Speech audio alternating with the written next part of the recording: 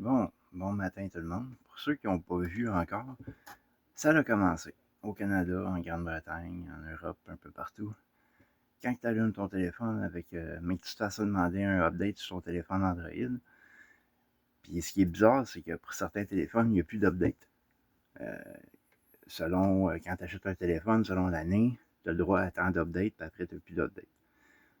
Mais ils ont fait un update spécial, qui est comme sur mon téléphone, il est en attente.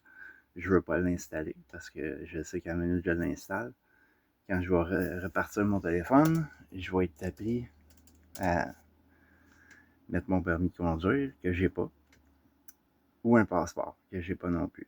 Puis je vais être bloqué, que je ne pourrai plus changer mes options dans mon téléphone, je ne pourrai plus me servir de mes applications.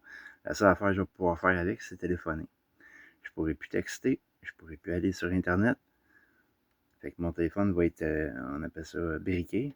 En tout cas, il va être bloqué. Il n'y a pas rien d'autre à dire. Fait que pour ceux qui ne me croyaient pas, bienvenue dans la réalité. C'était pas une blague, c'est réel. Et c'est là, c'est actif. Et on s'est laissé faire comme des moineaux. Puis si on veut sauver des enfants, il y a plein de manières qu'on peut faire, comme juste être des parents et s'occuper de nos enfants. On n'a pas besoin d'espionner toute la population pour empêcher les enfants d'aller sur les services réseaux sociaux. C'est ridicule, ça fait aucun sens. C'est vraiment pour le contrôle total d'un gouvernement autoritarien. C'est clair que c'est ça. Il n'y a pas d'autre raison que ça.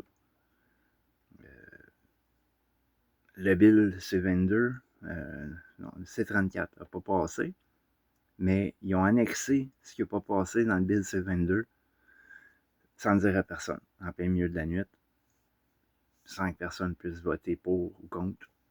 Ils ont fait ça à huis clos.